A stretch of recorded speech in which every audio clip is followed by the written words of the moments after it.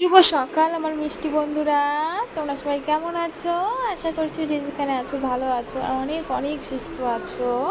তো চলো এখান থেকে ভিডিওটা স্টার্ট করছি। আর এখন ঘড়ির কাঁটাতে বাজে 6:45। তো এখন থেকে আমার ভিডিওটা আমি স্টার্ট করছি, চলো দেখতে থাকো। আর পাপা ঘুমাচ্ছে, ওই যে ঘুমাচ্ছে। তো লাইটটা অফ করে রেখেছি, কেননা ঘুমাচ্ছে ওই, সেই ক্ষেত্রে লাইটটা অফ করে রেখেছি। চলো ঘোষ চলে গেল, দুধ নিয়ে আনতে যেতে হবে। এদিকে দেখো পাপার জন্য নিম পাতা গুছিয়ে রেখেছি, নিম পাতা খাওয়াবো ওকে উঠলেই। অনেকদিন একটু নিম পাতা রস টস খাওয়ানো হয়নি, তো এটা খাওয়াবো। আর এই দেখো চট করে জামা কাপড়গুলো ধুয়ে নিই, অনেক কটা জামা কাপড় ভিজিয়ে রেখেছি, তো চট করে ধুয়ে নিই। চলো জামা কাপড় টাপড় কাচতে বসে গেছি আমি। আর এদিকে ঘোষ তো চলে গেছে, তোমরা তো দেখতেই পাচ্ছ। আর এদিকে জামা টামা কেচে ধুয়ে নিয়ে তারপরে জামা টামা নিয়ে তারপরে যাবো আমি দুধটা আনতে, কেননা একটু দেরি হবে, এই মাত্র সবে গেল। ওই জন্য আমি একটু তাড়াতাড়ি করে জামা কাপড় টাপড় ধুয়ে নিচ্ছি। আর তারপর তো ঘুমাচ্ছে, তোমরা তো দেখলে। তো সেভাবেই আমার এই কাজগুলো করে নিতে হয়, নাহলে উঠলে আর তো কাজ করতে দেয়, কিন্তু ওই যে বিরক্ত করে, এই জন্যই আমি তাড়াতাড়ি করে কাজগুলো সেরে নিই। সকালের কাজগুলো একটু তাড়াহুড়োই থাকে, তাছাড়া আর কোনো কাজ তাড়াহুড়ো থাকে না আমার। তো দেখো দুধ টুধ নিয়ে এসে আমি আবার চলে আসলাম কিছুটা ফুল তুলতে, কেননা পুজো তো দিতে হবে না, পুজোর জন্য কোনো কিছু ফুল না দিলে আমার পুজোটাই দিতে ইচ্ছা করে না। সেই ক্ষেত্রে দেখো কিছু ফুল তুলে নিচ্ছি আমি পুজো দেওয়ার জন্য। আর তোমরা কিছু উল্টোপাল্টা কমেন্ট করবে না যে আমার হাতে শাখা নেই কেন, কেননা শাখাটা হালকা একটু ফেটে গেছিলো, তো সেখান থেকেই শাখাটা বেড়ে গেছে। তো সেই ক্ষেত্রে আমি শাখাটা পরবো করছি, তো পড়াই হচ্ছে না, ওই জন্য হাতটা খালি আছে। তো কিছু মনে করো না, আর কিছু উল্টোপাল্টা কমেন্ট করবে না তোমরা, ঠিক আছে? তো সেটাই আমি তোমাদেরকে ক্লিয়ার করে দিলাম। আর সকালবেলা দেখো একটু ফুল টুল তুলে নিচ্ছি, সকালবেলা ফুল টুল তুলতে আমার খুব ভালোই লাগে। তো দেখো অল্প কিছু ফুল তুলে নিলাম আর ঘরে চলে যাচ্ছি।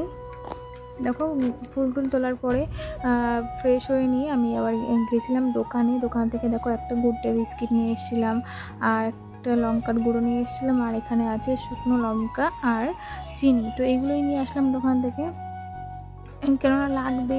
তো এখন অল্প মাত্রই নিয়ে আসলাম, পরে যখন সপ্তাহের বাজার করব তখন আবার বেশি বেশি করে সব নিয়ে আসা হবে। তো সেই ক্ষেত্রে আমার কাছে যেটুকু টাকা ছিল সেইটুকু টাকারই অল্প কিছু বাজার করে নিয়ে আসলাম। তো দেখো দোকান থেকে আসার পরে আমি আবার একটু চুল টুলগুলো খুলে বেঁধে নেবো, কেননা অনেক রাত্রেবেলা চুলটা বেঁধেছিলাম আর চুলগুলো কেমন একটা হয়ে গেছিলো, তোমরা তো দেখতেই পাচ্ছ কেমন একটা জন্য হয়ে গেছিলো। তো সেই ক্ষেত্রে চুলটা বাইরে থেকে আঁচড়ে আসলাম।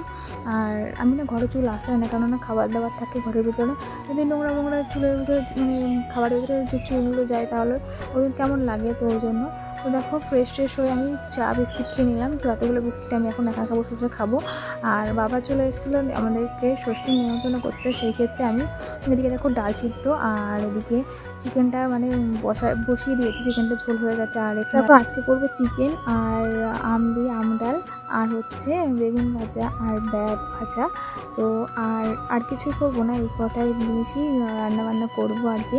আর দেখো বাবা আম নিয়ে এসেছিলো, সেই আমটা বাবাকে কেটে দিলাম। আর এটা মনে করো না যে আমটা আমি এঁঠো করে দিচ্ছি না, আমি আমটা ওই ছোকলাটা একটু বেশি বাদ চলে গেছিলো, সেটা খেয়ে একটু হাতটা ধুয়ে তারপরে আবার কেটে দিয়েছিলাম। তারপরে শসাটাও একবারে কেটে রেখেছিলাম। দিয়ে দেখো বাবার জন্য ভাতটা বাড়ছি, কারণ বাবার খাওয়ার টাইম হয়ে গেছে। তো সেই ক্ষেত্রে দেখো থালা গ্লাস বাটি বের করে বাবার জন্য ভাত বাড়ছি। আর আমার পাপা সোনা আর বাবা খেলা করছে খাটের উপরে। আর যেহেতু আমার অল্প একটু জায়গা, ওই জন্য ঘরের ভিতরে সব কিছু এনে রাখতে হয়, তোমরা তো জানো।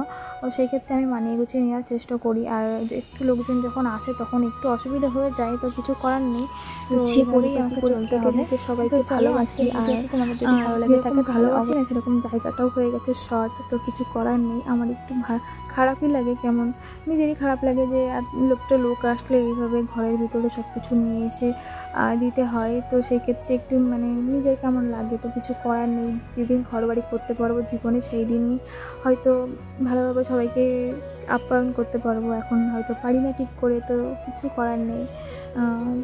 তো চলো আজকে বাবা চলে গেছিলো বিকালবেলায়। আর দেখো রাত্রেবেলা মুষলধারে বৃষ্টি এসছে, ঝড়ও হচ্ছে হালকা হালকা।